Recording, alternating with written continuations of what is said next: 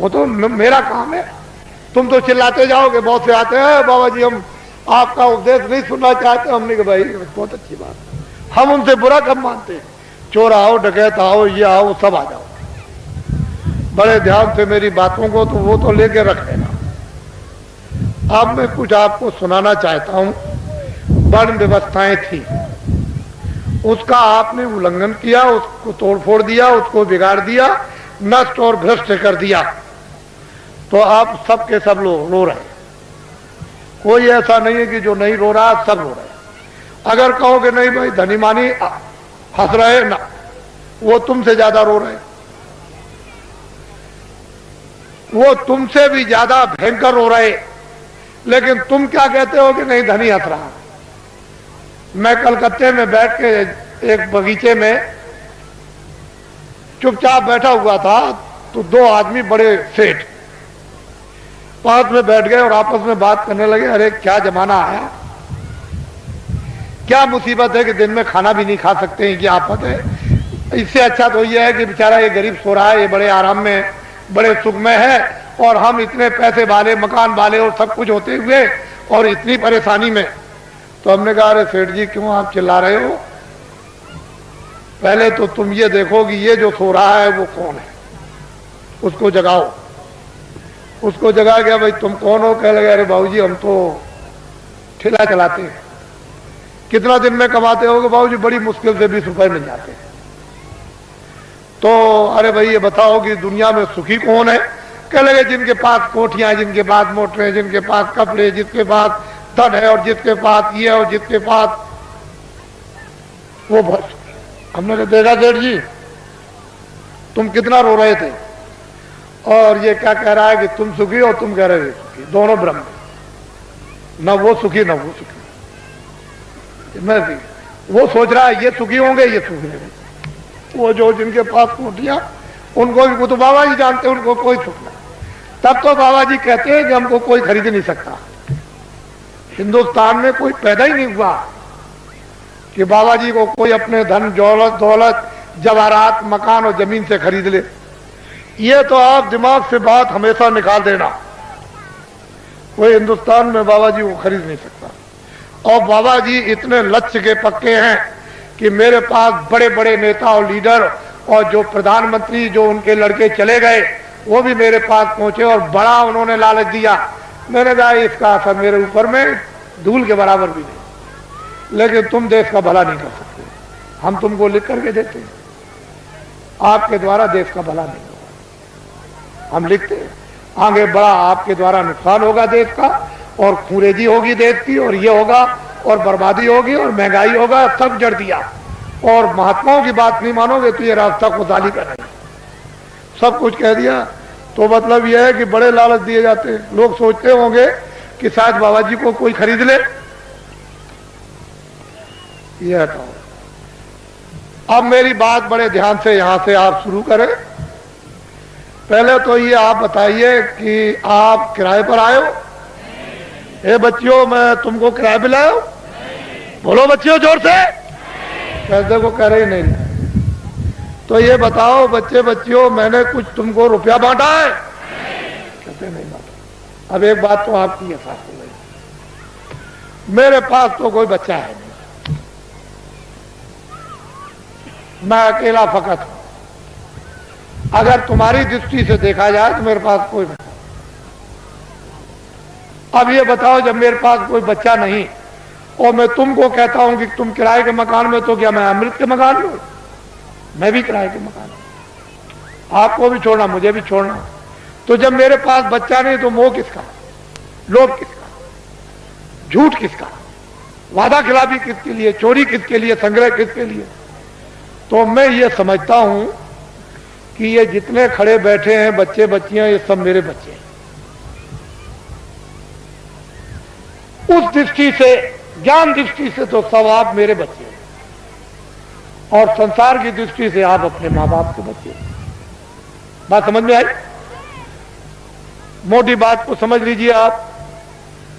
बाबा जी को तो कोई राष्ट्रपति और प्रधानमंत्री बनना नहीं है, न इसकी कोई ख्वाहिश है। अब समझ लो अच्छी तरह से आप। कहीं आप सोचने लगो कि नहीं बाबा जी को कोई ख्वाहिश हो, अरे हमको राष्ट्रपति की और प्रधानमंत्री की भाई, हमारे पास तो जनता, इतनी जनता रहती है, और क्या है? जो झूठ बोला जाता, धोखा दिया जाता, बेईमानी की जाती, चोरी की जाती है, लोगों को सताया जाता, लोगों का धन इकट्ठा किया जाता, वो तो सब ये सब ये। तो ये भी आपको पता चल गया कि बाबा जी न प्रधानमंत्री बनते, न बनेंगे, न ख्वाहिश है, न इच्छा, न राशि। अब ये बातें बिल्कुल आपके सामने साफ हो गई। अब दूसरी बात तो अब कुछ नहीं। अब ये उत्तर प्रदेश में जो ये कहा गया है, अखबारों और रेडियो पर बड़ा जोरदार भाषण जो सीधा दिया गया है, तो लोगों ने सोचा होगा कि अरे भाई बहुत अच्छा है, देश में बड़ी तकलीफ, सूखा और अकाल की आ गई, और बड़े लोग जो हमारे नेता और लीडर है बड़ा ध्यान रखते हैं, बड़ा ख्याल। असल में जब सत्याग्रह चल रहा था तो इन्हीं नेताओं और लीडरों को लोग क्या कहते थे? देवता है, देवता। अरे हिंदुस्तान के लोगों, जब देश में 30 साल सत्याग्रह चल रहा था, उस समय पर कहा गया था कि अपने देश का कपड़ा तुम कपास पैदा करो खेतों में, और उसका मोटा दरी के बराबर सूत बुनो, और उसका तुम कुर्ता बनो और पैजामा या धोती, और वो उसका नाम है खद्दड़, उसको तुम पहनो तो देश आजाद हो जाए। हमने 30 साल ये सुना। क्षमा कीजिएगा, माफ कीजिएगा, ये सब स्पीचें पूरी 30 साल सुनी और अंग्रेजों का राज होश में देखा। उनके कर्मचारी, अधिकारी, और उनके अगर कहीं कोई घटना हो जाए, कहीं पर कत्ल की घटना हो जाए, तो सारे जिले के अधिकारी टूट पड़े। मजाल है। लेकिन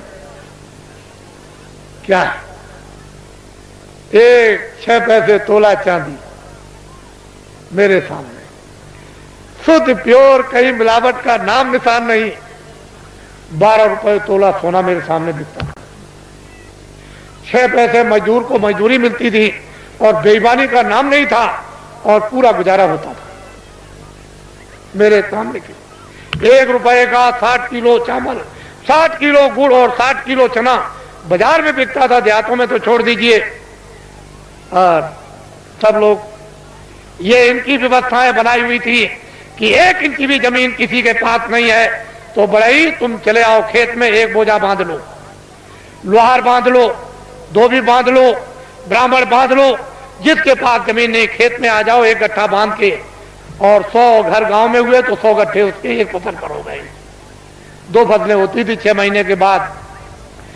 100 गट्ठे धोबी, 100 गट्ठे बड़ई, 100 गट्ठे नाई, 100 गट्ठे ब्राह्मण, ये बांधते थे। और उस वक्त में एक गट्ठा वो तो 200 गट्ठे हो गए एक एक के पास। क्या जरूरत है उसको खेती जोतने की और खेती रखने की, उसका तो पूरा। और ये हमारे छत्री और ब्राह्मण चुपचाप बच्चों को भेज दें, चले जाओ नाई के पास अनाज है, बड़ई के पास रखा हुआ, धीरे से सफाई पर ले आओ। और ये चुपचाप बेच करके बच्चों को अनाज रात को अंधेरे में, कि हम फसल आएगी घर में अब नहीं है तो जाओ ले आओ, और मैं ब्याज के सफाई पर दे देंगे।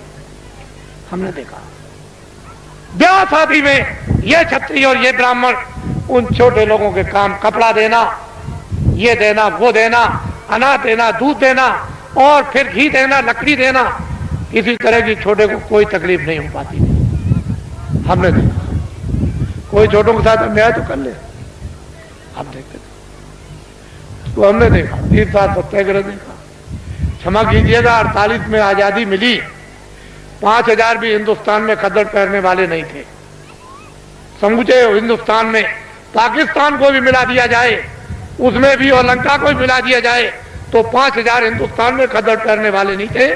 जब यह कहा गया कि देश आजाद हो गया, खद्दड़ पहन लो, कह लगे हम नहीं पहनेंगे, अपने घर और मकान कौन जलवाएगा, कौन बर्बाद कराएगा, इतना खौफ था। और एक दिन की आवाज पर इन बच्चों ने 1 करोड़ ने टाट, चलो जंगलवासियों, चलो चलो जंगलवासियों, आप अपनी जगह पर रहो बच्चों, वहीं धीरज के साथ सब लोग उसी जगह बैठे रहो, अपनी अपनी जगह पर बैठे रहो।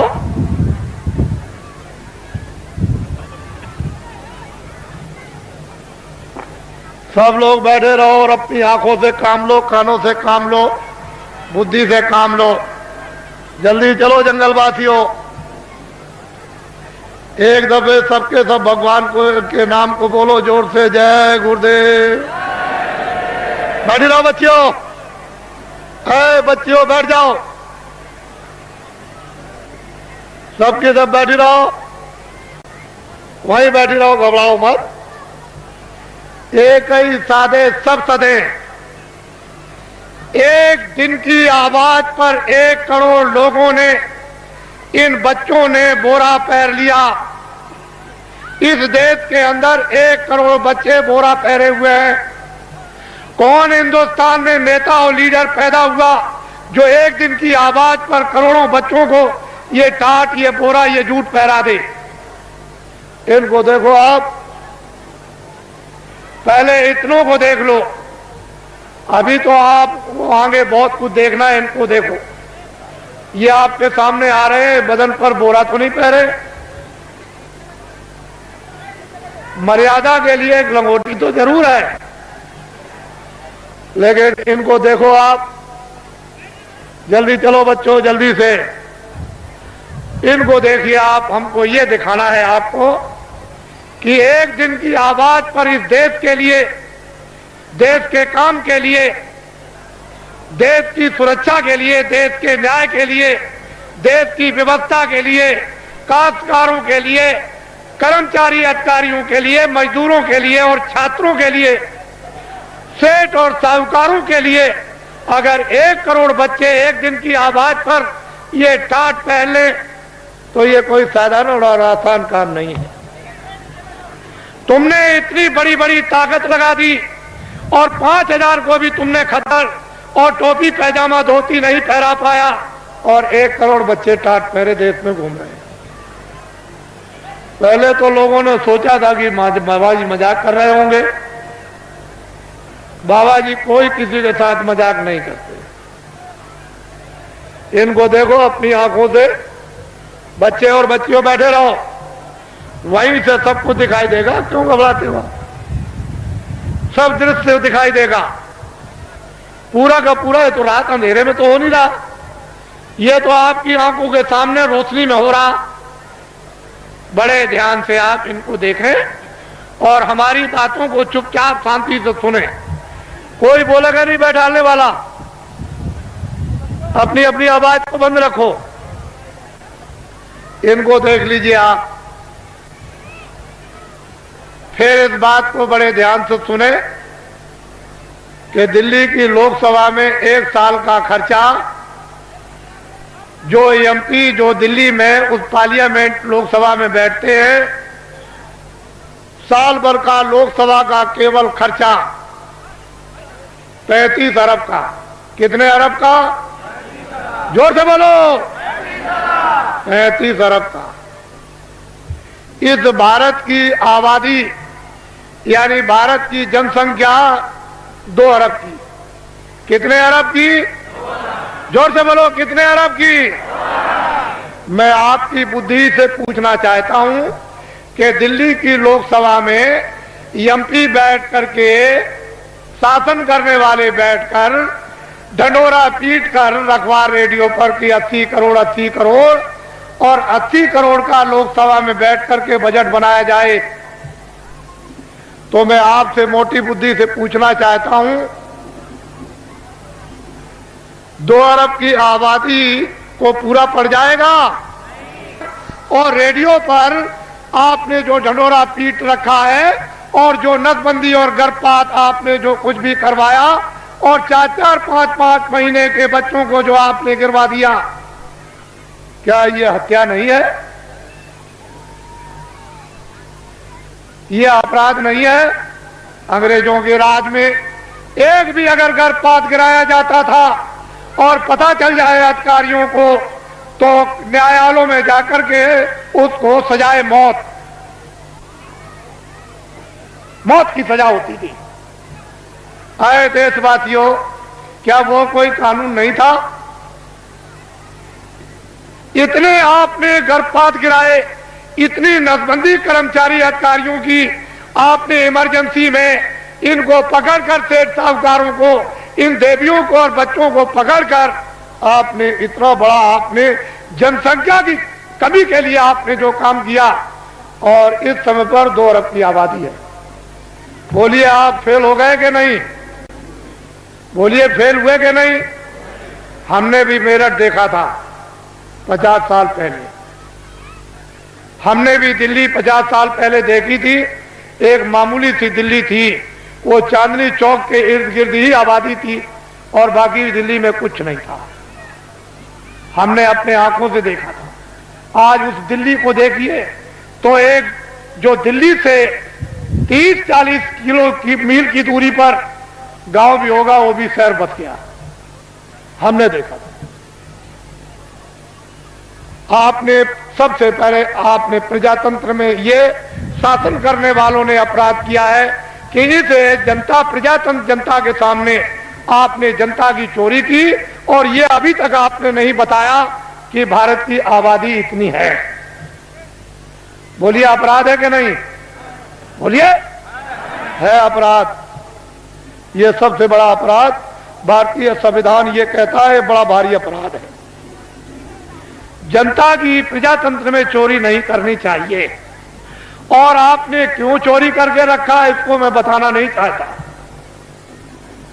मैं आपसे सबसे ये पूछना चाहूंगा, आप तो गृहस्थ आश्रम में बाल बच्चों में रहते हो, क्या आदमी अपनी स्त्री से कोई घर का या बाहर का राज छुपा सकता?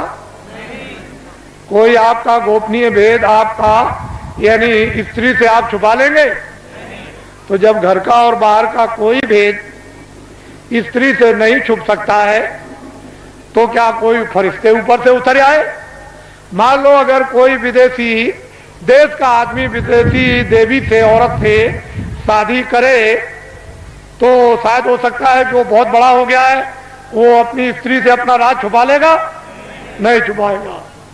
तो ये बताओ कि देश का आदमी विदेशी औरत से शादी चलते फिरते में करे, मंदिर भी ना हो और मस्जिद भी ना हो और मुल्ला भी ना हो और पंडित भी ना हो और दरिया का किनारा भी ना हो और कोई मंदिर और मठ भी ना हो, गिरजाघर भी ना हो, और चलते में अगर शादी कर ले तो उसको राजा बना दोगे?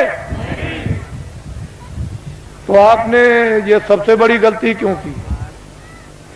भारत के प्रधानमंत्री ने विदेशी स्त्री से शादी की है, और आपने ये अपराध क्यों किया कि उसको राजा बनाया?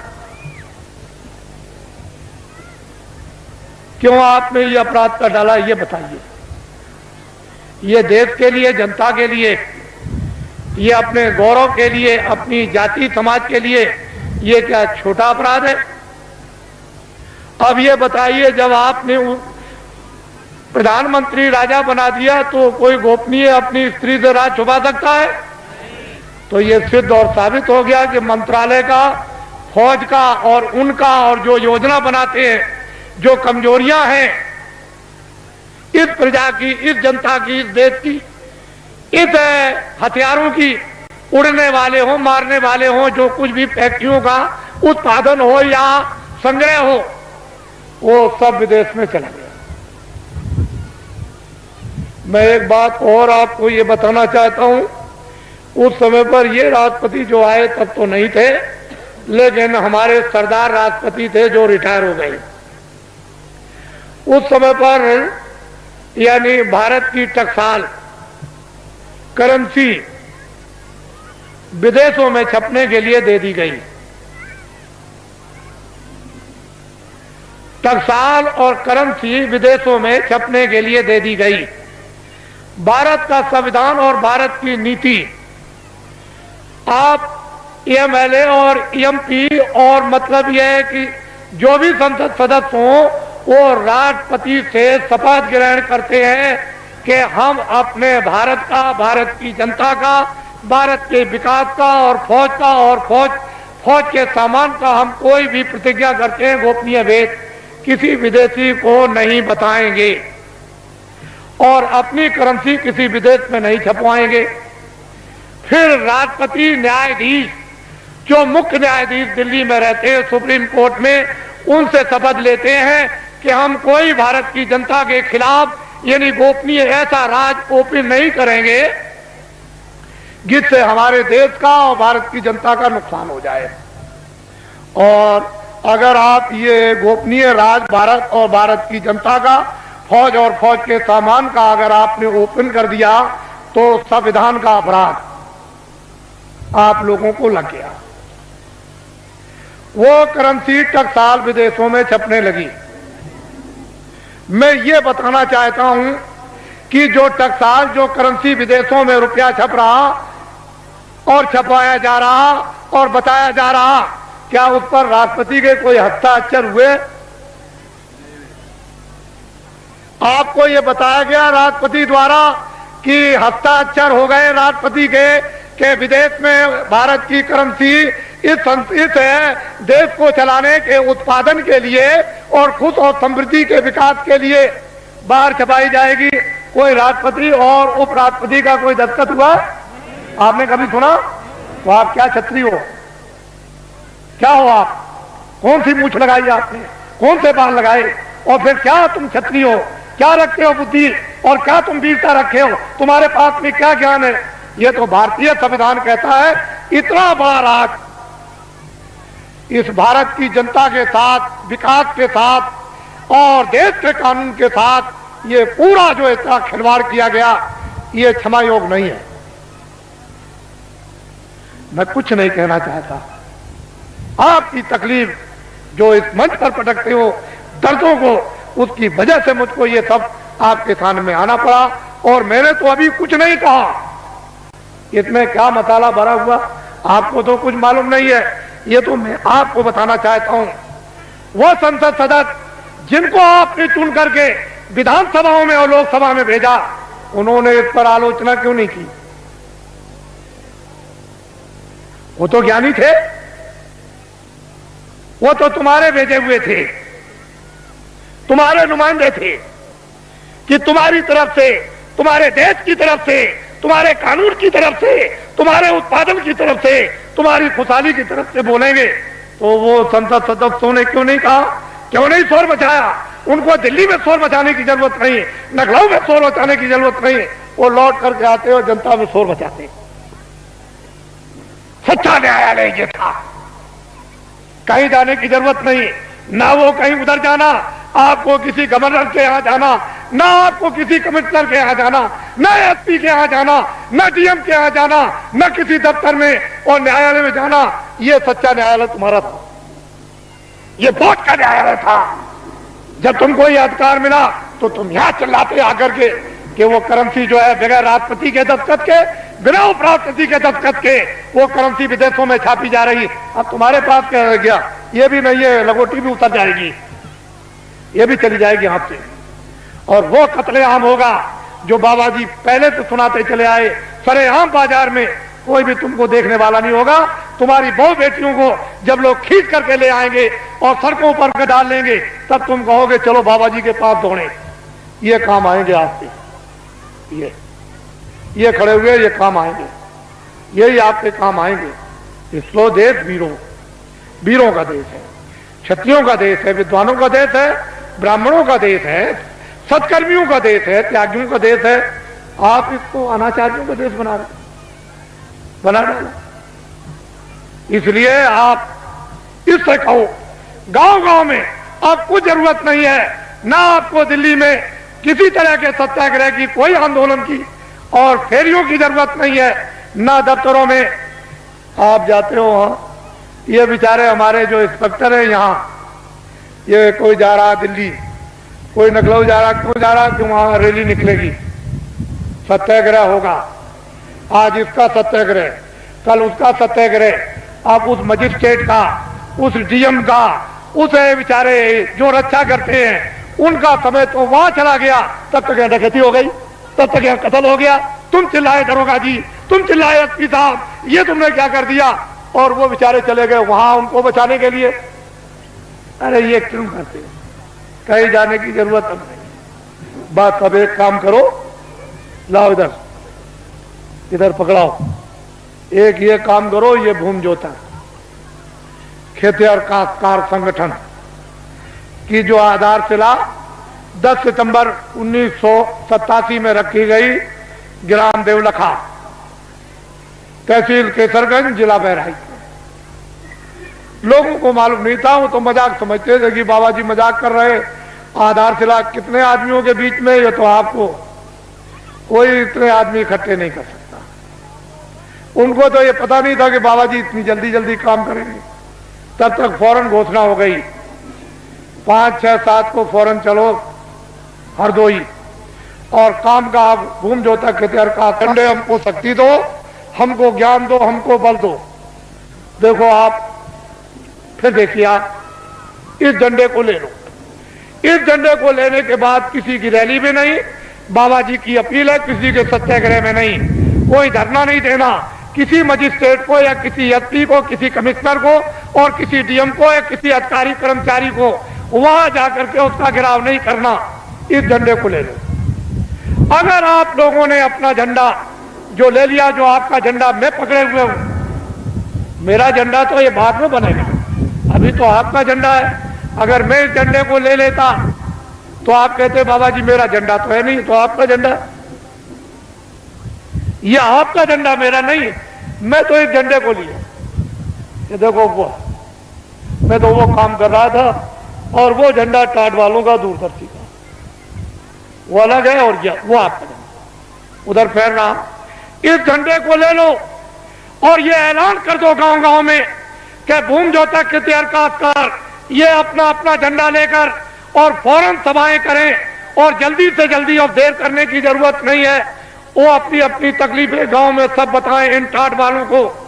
जो भी आपको पर्चे मिल जाए प्रस्ताव के, उसमें ट्रैक्टर का कर्जा, ट्यूबवेल का कर्जा, नाली का कर्जा, कुएं का कर्जा, इंजन का कर्जा, मेड़ का कर्जा, भैंस का कर्जा, बैल का, घोड़े का, गधे का, बकरी का, सुअर का, और हलों का, और यंत्रों का, और खाद और गैबर गोश्त का, और खादों का, और बीजों का, जितना भी कर्जा 40 सालों का सरकारी रदा तुम दे सकते हो कि नहीं दे सकते हो, वो झंडे लेकर के तुम बखात करो और अपनी चीज को पटको जल्दी से, और ये कहो कि झंडे अब हम इस योग नहीं रह गए, हम में ये समर्थता नहीं रह गई, अब हमारा 40 सालों का सरकारी जितना भी कर्जा है वो मैं ब्याज के माफ हो जाना चाहिए। बस आप अपनी आवाज को बाहर निकालो, वो सुन रहा है, वो सब कुछ करेगा। तुम क्यों घबराते हो, लेकिन आवाज नहीं निकालोगे तो कुछ नहीं हो सकता है।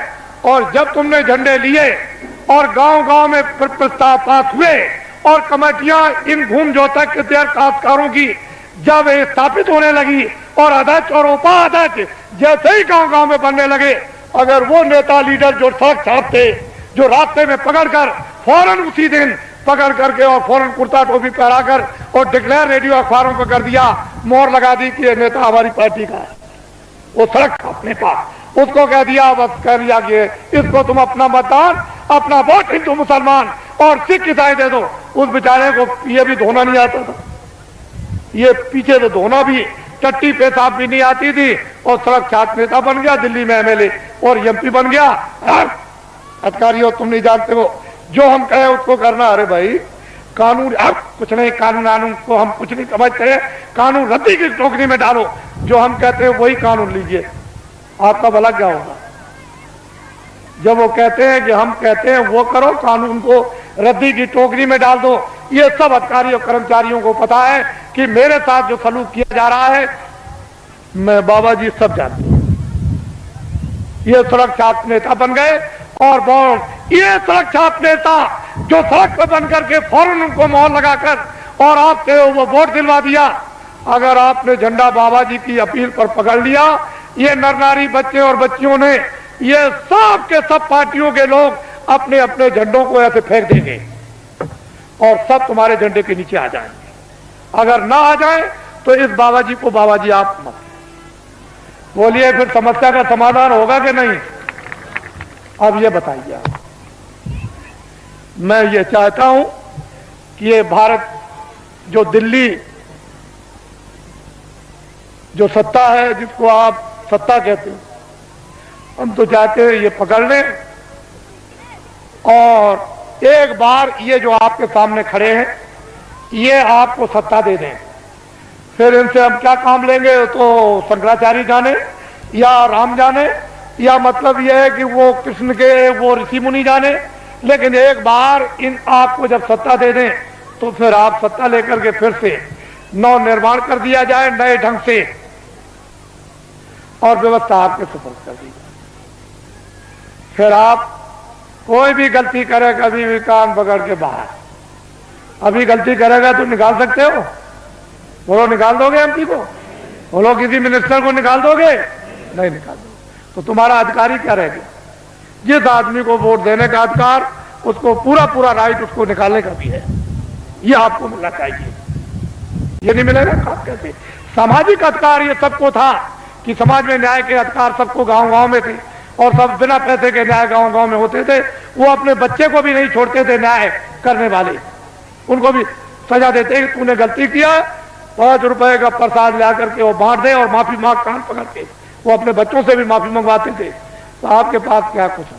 इसलिए गांव गांव में तो पहले भूमि जोतक खेती और काश्तकारों की सभाएं, फिर उसका अर्थ और मतलब, फिर उसके बाद उसका प्रस्ताव कामों का, उसके बाद है फिर उसका चुनाव। और जल्दी से जल्दी देर करने की जरूरत नहीं है, जल्दी करो। जितनी जल्दी तुम करोगे, अब तो रास्ता निकल आया, जितनी जल्दी करो उतनी काम आपका होता है। कुछ आप करो, कुछ मैं मेहनत करूं, और कुछ इसलिए मेहनत करा दूं और भगवान की कृपा हो जाए, जल्दी काम हो जाए। आपको तो चाहिए कर्मचारियों, अधिकारियों, सेठ और साहूकारों, सबके हितों, जनहितों के लिए ये बाबा जी ने पूर्ण रूप से योजना बना ली। हमको तो कुछ नहीं करना, हमको तो ये टाट की लंगोटी भी उतरवा के फेंकवा देना।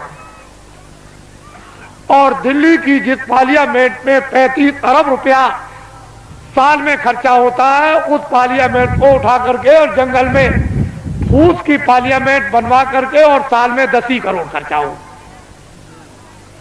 और इन लगोटी के या गैर लगोटी के द्वारा देश का एक बार संचालन करा दिया जाए और दुनिया को यह दिखा दिया जाए, ये हिंदुस्तान की बात नहीं, दुनिया को यह दिखा दिया जाए कि 40 वर्षों का हिंदुस्तान का सरकारी कर्जा लदा हुआ भूमि जोतक खेती काश्तकारों पर वो माफ, और कर्मचारी अधिकारियों को जितना वेतन, यानी छोटे से छोटा और बड़े से बड़ा 10,000 वो, और सेठ और साहूकारों की जो काली ब्लैक मनी है वो सब की सब बिना अपराध और बिना किसी टैक्स के ये सब की सब व्हाइट करवा दी जाएगी।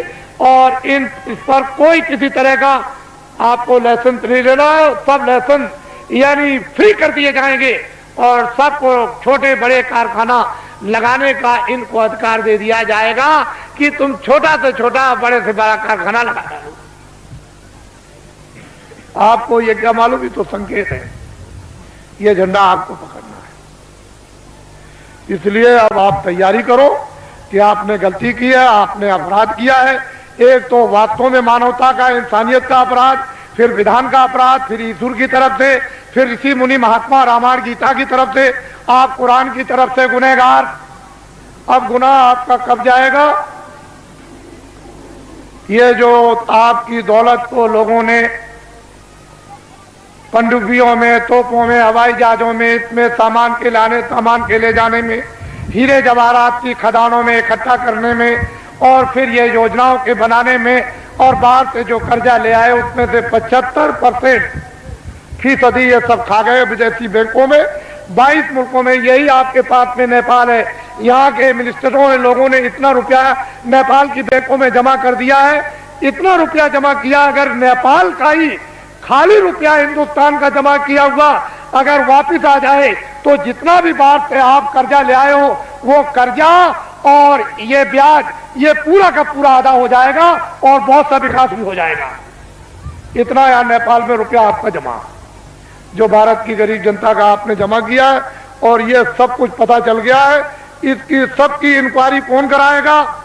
ये भूमि जोतक खेती और काश्तकार ये कराएगा।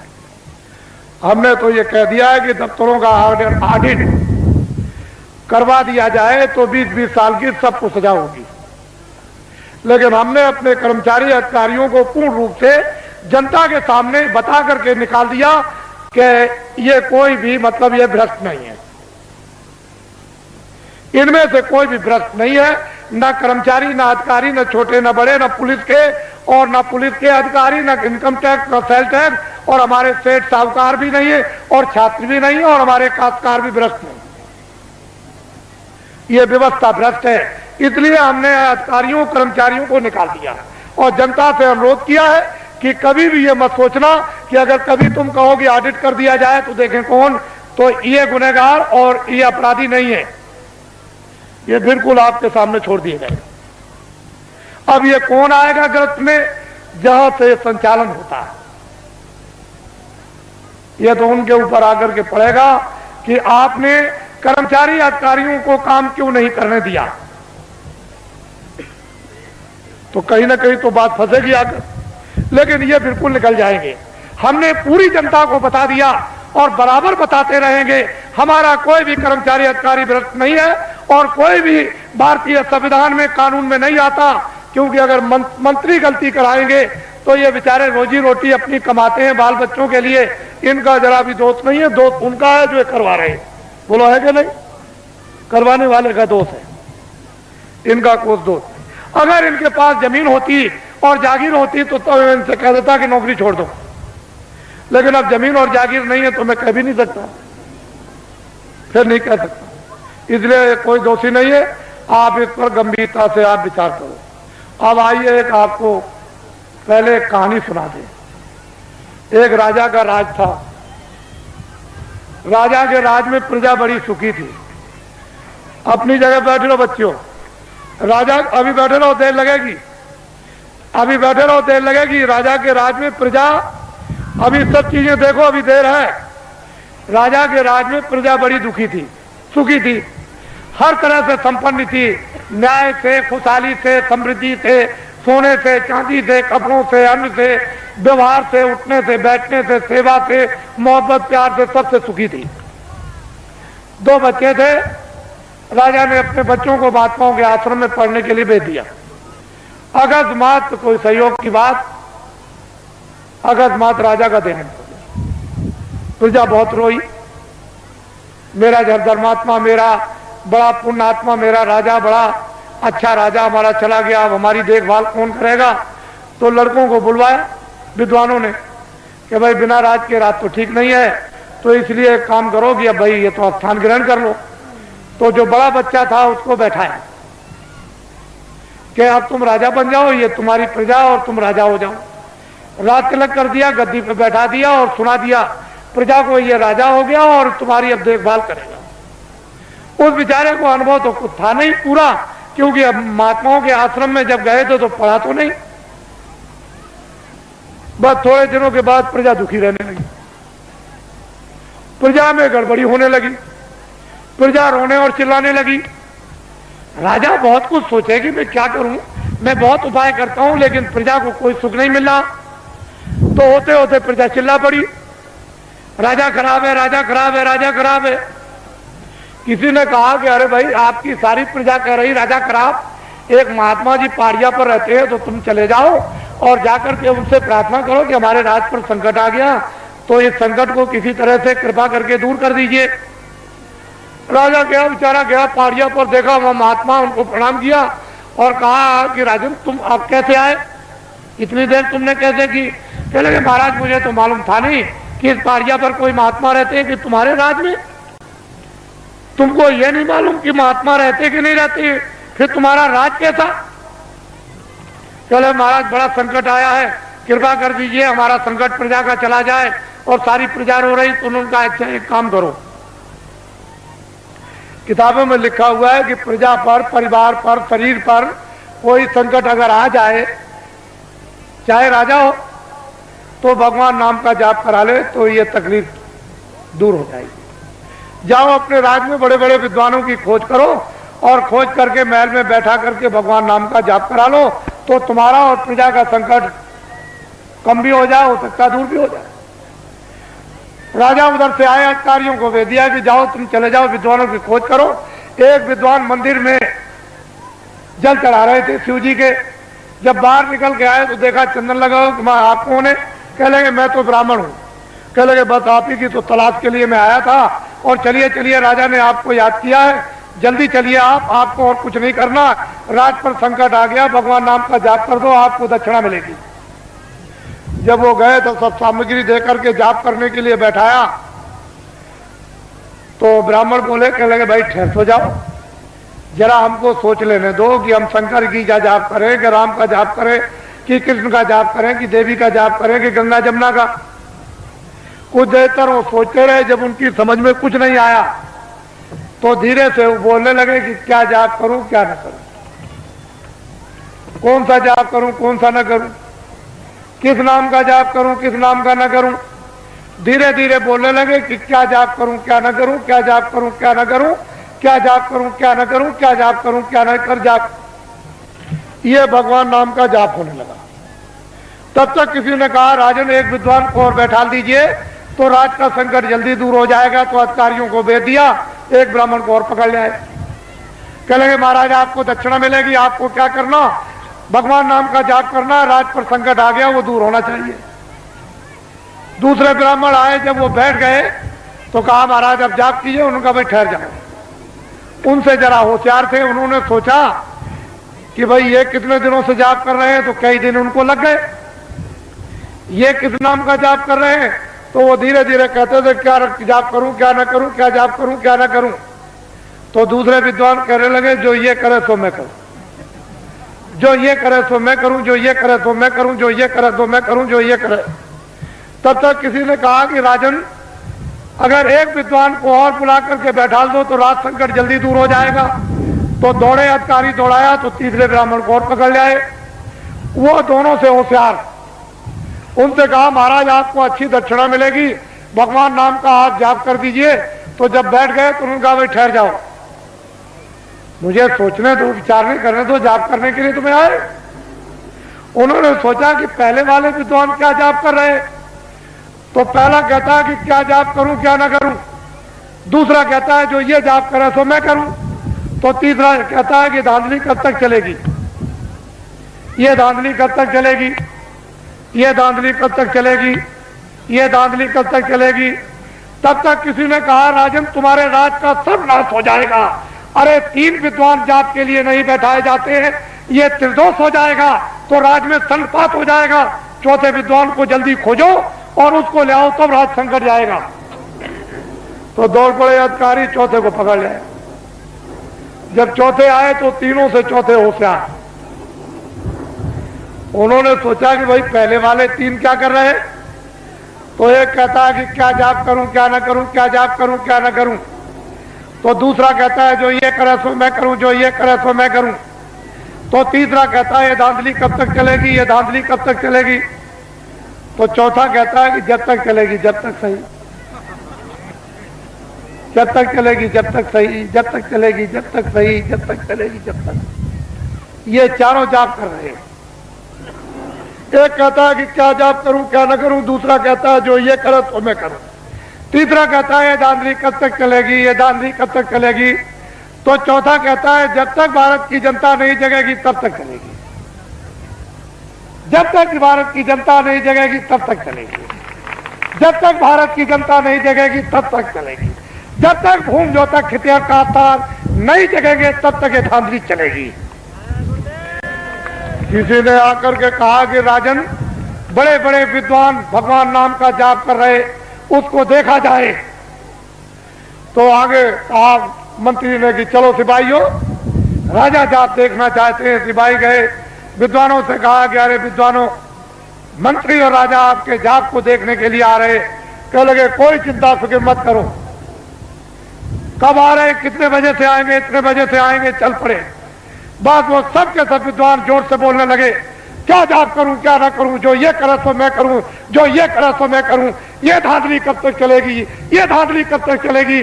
तो चौथा विद्वान कहता है जब तक राजा साहब नहीं आएंगे तब तक धांधली चलेगी, जब तक राजा साहब नहीं आएंगे तब तक धांधली चलेगी।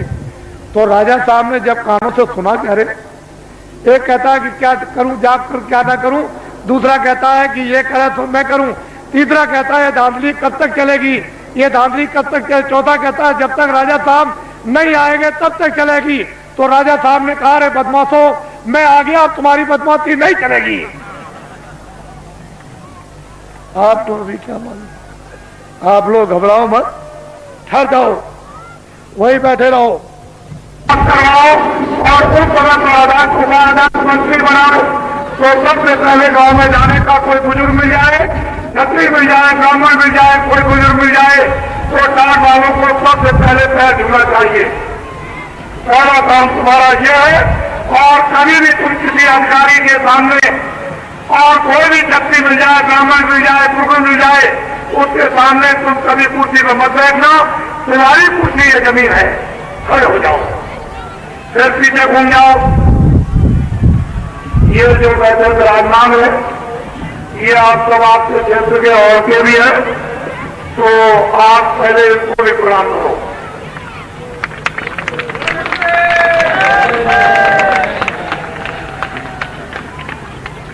इनको देखिए आप, बाबा जी चाहते हैं कि जो व्यवस्थाएं, सब व्यवस्थाएं जो खत्म हो गई, ये बड़े बड़े लोग बैठे हैं सामने और पीछे, ये जमींदार थे, जागीरदार थे, ये कोई काम नहीं करते थे। इनका काम क्या था कि लोगों को न्याय देना, लोगों को न्याय दिलवाना, रक्षा करने और वक्त पर उनके काम आना।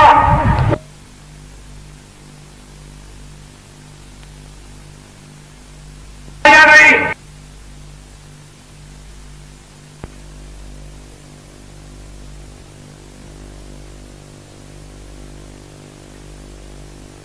झोला लेकर पीछे पीछे जो राम ने वरदान दिया था, जब भगवान राम जा रहे थे सम्राट को तो नर नारियों के साथ में विदा करने के लिए हिजर भी गए। भगवान राम ने कहा कि जाओ नर नारी, तुम अयोध्या लौट जाओ, हम जल्दी वापिस 14 रात पूरे करने पर आ जाएंगे। तो नर और नारी तो चले गए, लेकिन अयोध्या के हिजरे नदी के किनारे पर गए। जब भगवान राम लौट कर आए और नदी पार करने लगे तो वहां बहुत लोग पड़े हुए। पूछा, तुम लोग कौन हो? क्या सरकार हमको अयोध्या भेजे?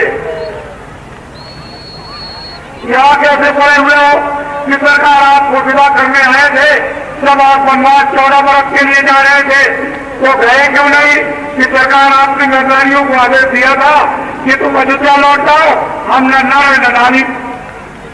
तो हम सरकार से आपके आदेश के प्रति आपका आदेश नहीं हुआ तो ये पड़ गए। उन्होंने कहा जब तुम 14 बरस से हमारी तरह तुम समस्या करते रहे कि सरकार पूछ लीजिए आप। चले जाओ, हम बहुत प्रसन्न और खुश हो गए। हम तुमको ये वरदान देते हैं कि जब कलयुग आएगा तो दिल्ली का राज तुम हिंदुओं को दे दिया जाएगा। और ये छत्रियों की आन और शान खत्म हो गए हैं। छत्रियों आए ब्राह्मणों, हम चाहते हैं कि तुम्हारा खून बिल्कुल शुद्ध और साफ हो जाए और खून में ताकत आ जाए और तुम्हारी मूछ से भी लग जाए, शेर की मूछ लग जाए। और अब तुम्हारा ये फिर से खून साफ करने का और शेर की मूछ लगाने का ये काम है कि गाँव में तुम जल्दी से जल्दी चलो और होम योद्धा के साथ ये वैचारिक क्रांति का ये झंडा उनको पकड़ा दो। ये तुम्हारा काम है। अब तो तुम्हारा खून साफ हो जाएगा और तुम सच्चे तुमसे सक्रिय सबसे कहलाओगे। ये तो परिश्रम करना ही पड़ेगा, इससे अब तुम बच नहीं सकते हो। ये तुम्हारे लिए बहुत उत्साह है और इससे भी अब कठोर काम आएगा। फिर तुम क्या करोगे? ये तो अभी सत्ता करो, खड़े हो जाओ और पीछे घूम जाओ। ये इस मैदान में हमारे बहुत से मनाना और प्रेरक का सामान आया है। ये लोग ये कहते हैं कि सामान का हमको पैसा दे दीजिए। क्या बताएं, ये सामान ले जाए हमको किराया मिले न मिले। ये अविश्वास महात्मा ऋषियों मुनियों के साथ कभी नहीं होता था। ये अविश्वास इसलिए सबसे पहले आप जिन लोगों ने अविश्वास इस धर्म में और धर्म के काम पर किया है उनको भी आप प्रणाम करो। और हम विश्वास से एक पैसे की गलती नहीं, और जो कुछ भी आपने सामान दिया है उसका आपको पूरा जो वादा किया है कि हम किराए पर देते हैं, पूरा किराया आपको मिलेगा, किसी को किसी चीज की घबराने की जरूरत नहीं। जब तुम आश्रम कराओगे, बाबा जी तुम सही बैठे रहे तो हमारे नाम से लाखों रुपए का सामान ला सकते हो, लेकिन लोग जानते हैं कि एक नए पैसे की गलती नहीं, खल हो जाओ, फिर पीछे घूम जाओ और फिर तेजी से पीछे घूमो। ये हमारे अधिकारियों ने बहुत मेहनत की, कर्मचारियों ने, और हमारे जो स्कूल का ये मैदान है छात्रों का, उन्होंने शायद लोगों ने जिन्होंने इस मैदान में योगदान दिया। खड़े हो जाओ, ये हमारी माताएं आई है जिससे तुम पैदा किए हो, फिर वो प्रणाम करो। ये हमारी माताएं हैं, तुम इनके पैदा हुए तो प्रणाम करो। इनके सामने तो वादा कर रहे हो, ये वादा एक भी झूठा नहीं होना चाहिए, क्योंकि ये वादे प्रतिज्ञा इनके सामने तुम बस समझ लो, जिन्होंने इनके सामने का वादा पूरा कर दिया, बस समझ लीजिए, बस समझ लीजिए वो मुझे प्राप्त कर जाएगा। और माताओं के सामने का जिसने वादा पूरा नहीं किया वो समझ लीजिए आप कि चला गया। जैसे सोने की लंका रावण की चली गई वैसे ही खड़ा हो जाओ, फिर पीछे घूम जाओ और फिर सब पीछे घूमो। मैं जरा सबका दर्शन करूंगा, क्योंकि सब बच्चियां हैं, बच्चे हैं, सोचते हैं बाबा जी दूर खड़े हुए हैं तो जरा नजदीक से देख ले। सभी इच्छा करते हैं कि बाबा जी को नजदीक से देखा जाए, तो बैठे रहो, आप घबराओ नहीं, मैं उधर से आऊंगा और सबका दर्शन करता हुआ फिर जाऊंगा।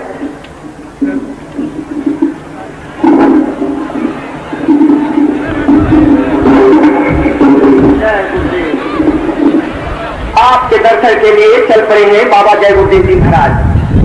हस्तिनापुर की ऐतिहासिक धरती पर हम सभी लोग उस प्रभु को याद कर रहे थे जिसने जुल्म और अत्याचार को खत्म करने के लिए महाभारत की जो रचना किया था। आज वो शक्ति उतर करके धरती पर होम जो क्षत्रिय का कतारों का जो समूह हिंदुस्तान की धरती पर 1.7 करोड़ है, उनके दर्द को दूर करने के लिए धरती पर उतर गई और धरती पुत्रों का दर्शन करने के लिए धरती का वो निराला लाल, भारत के इतिहास का एक अनोखा अध्याय लिखने वाला महापुरुष आपके सामने आपके दर्शन के लिए। आप अपने स्थान पर बैठ करके दर्शन करें, अपने स्थान पर ही आप बैठे रहें। बाबा जय गुरुदेव जी महाराज अच दया करके आपका दर्शन कर रहे हैं और आप उनके दर्शन से जो लाभ उठा रहे हैं ये तो इतिहास और वक्त बतलाएगा। आपके आज होम ज्योता क्षत्रिय का संगठन के इस ऐतिहासिक सम्मेलन हस्तिनापुर में जो 29, 30 और 31 तारीख को संपन्न होने को था, आज उसका ये आखिरी और समापन दिवस है। समापन के अवसर पर दर्शन कर रहे लोगों, आप कितने ही भाग्यशाली हैं, इसकी सराहना देवतागर भी नहीं कर सकते। आप सब अपने अपने स्थान पर बैठ करके ही दर्शन का लाभ लें, जिससे कि पीछे के लोग भी पूरी दर्शन की अभिलाषा से आए हुए हैं, उनकी भी अभिलाषा पूरी हो। बाबा जय गुरुदेव जी महाराज ने जो आप माताओं के सामने अपने भक्तों से जो प्रतिज्ञाएं कराई, देश के कर्मचारियों, अधिकारियों, देश साहूकार नौजवानों और देश के भूमि के क्षत्रिय काश्तकारों के संबंध में वो माताओं के सामने की हुई प्रतिज्ञाएं ये पूरा करेंगे। बीच में गुरु हैं, आज इस हस्तिनापुर की ऐतिहासिक धरती पर। जय गुरुदेव।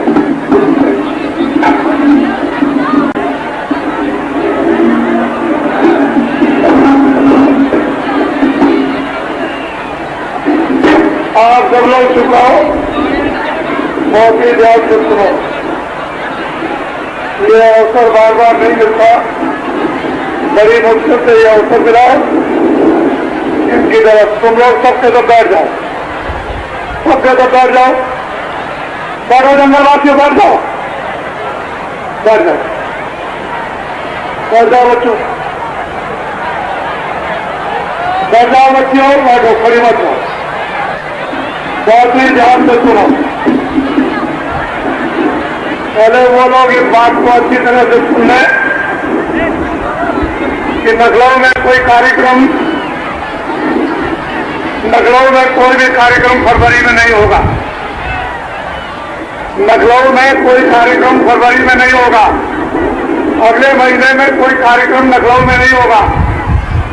मैं 13 फरवरी और 22 फरवरी के बीच में जा रहा हूं आपके सौराष्ट्र में भावनगर के पास, जहां पर सोमनाथ मंदिर है।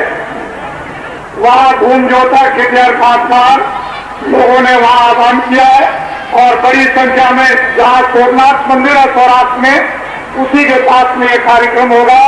लेकिन तारीख उसकी 13 और 22 फरवरी के बीच में होगा। उसकी घोषणा मैं कल हो सकता है करूंगा, लेकिन आपके लिए तो उसमें कुछ नहीं, बड़ी दूर है और आप तो वहां जा भी सकते हो, ये वही के लोगों के लिए है। मैं लौट करके वापस आऊंगा तो मथुरा में होली का कार्यक्रम मथुरा में होगा और 13 फरवरी को उत्तर प्रदेश के सभी जिलों में घूमजोता खिटियार खासकार संगठन का वैचारिक ये सम्मेलन होगा। एक ही तारीखों में, चाहे 60 जिले हो चाहे 55 जिले हो, एक ही तारीख में पूरे उत्तर प्रदेश के जिले में घूमजोता खिटियार खासकार संगठन का सम्मेलन होगा।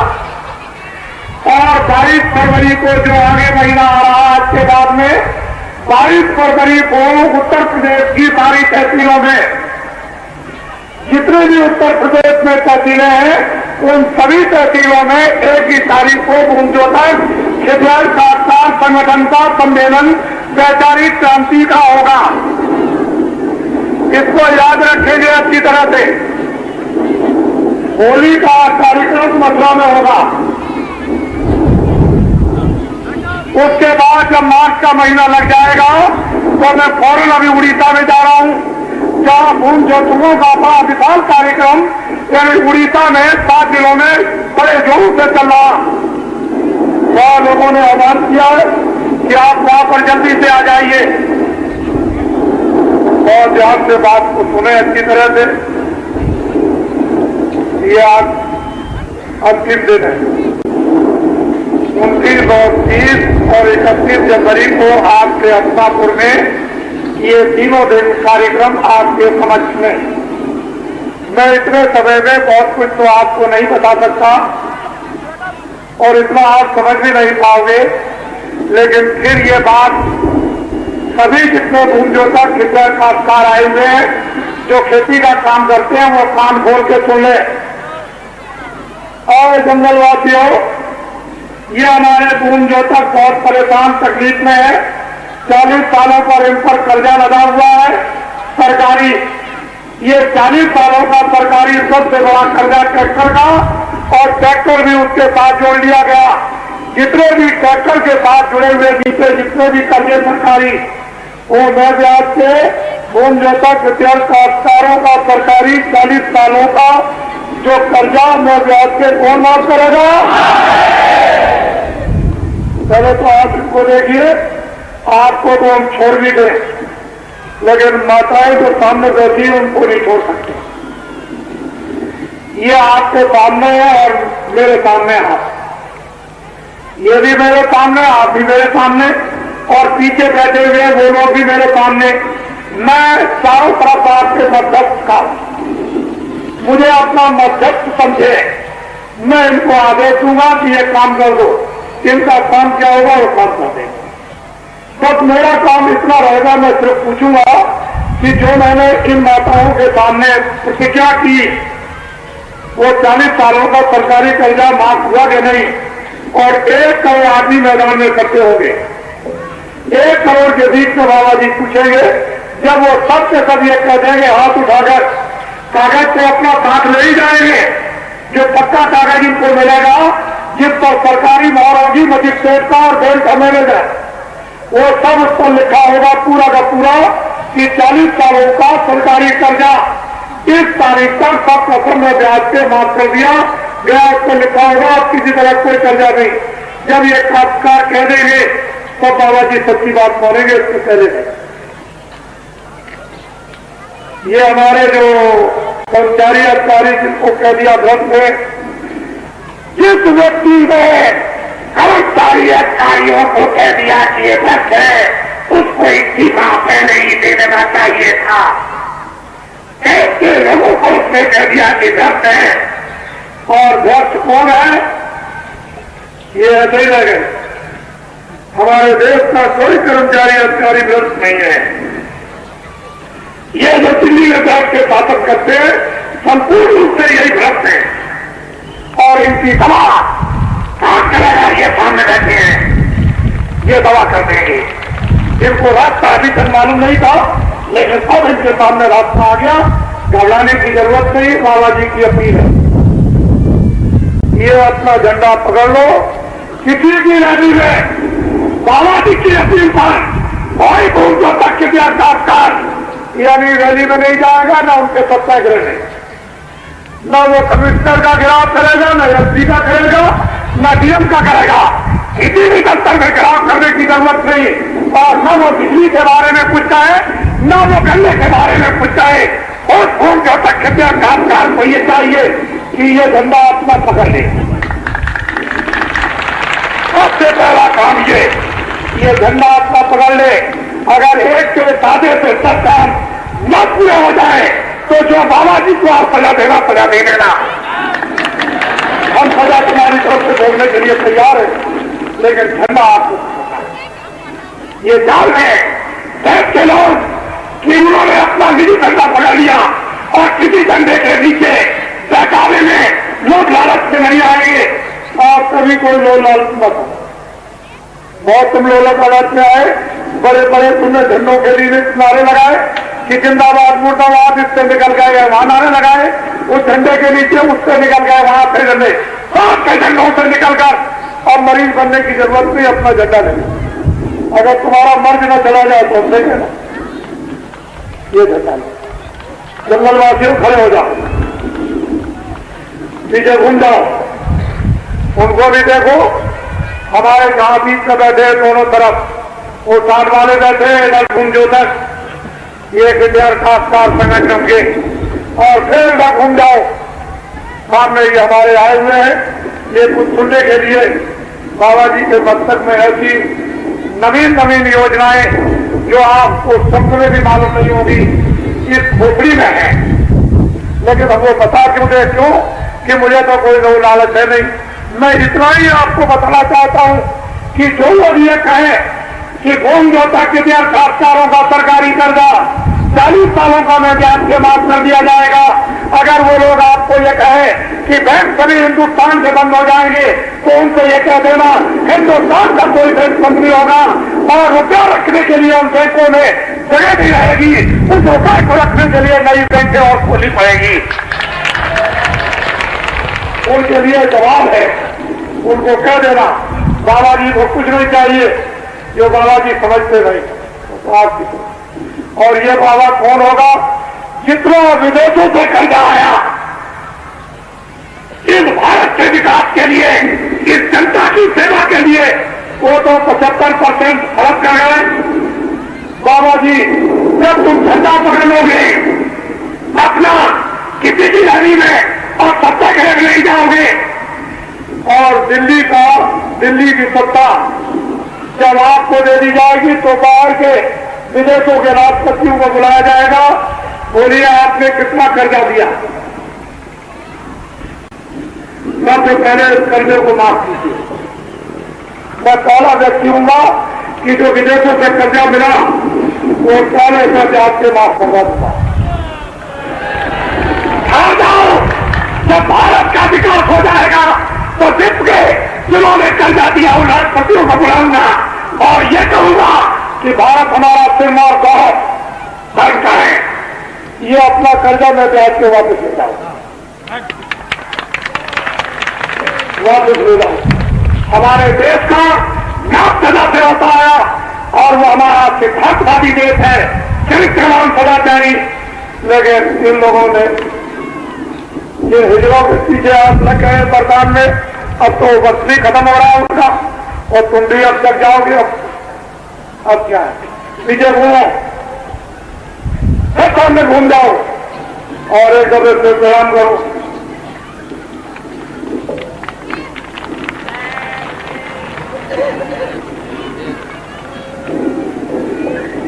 खड़े हो जाओ और हमारी तरफ देखो और अब हम आप अपने आप आपको और हमको, हम आप दोनों मिलकर बुलंद।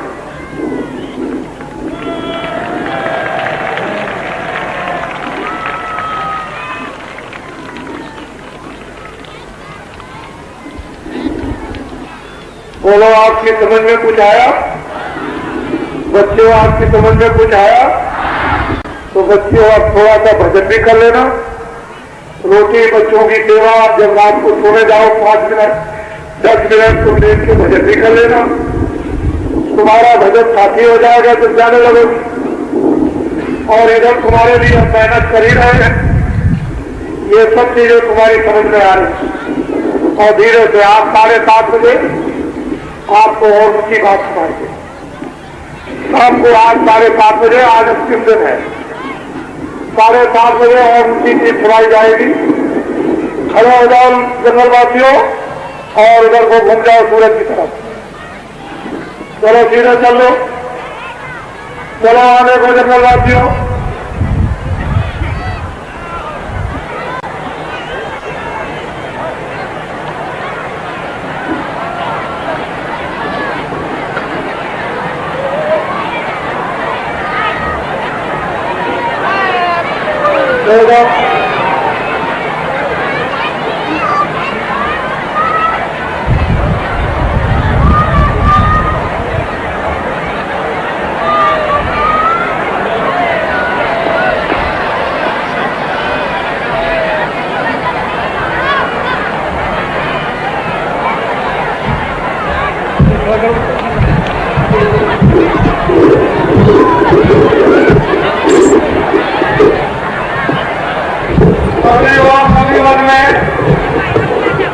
अपने गरीबों में कंगाल करेंगे, किसी को दिखाने की जरूरत नहीं है।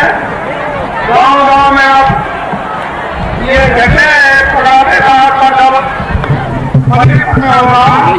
और रानी इसको देखेंगे। ये फिर देखेंगे कि आपने क्या काम किया, कितनी आपने मेहनत की।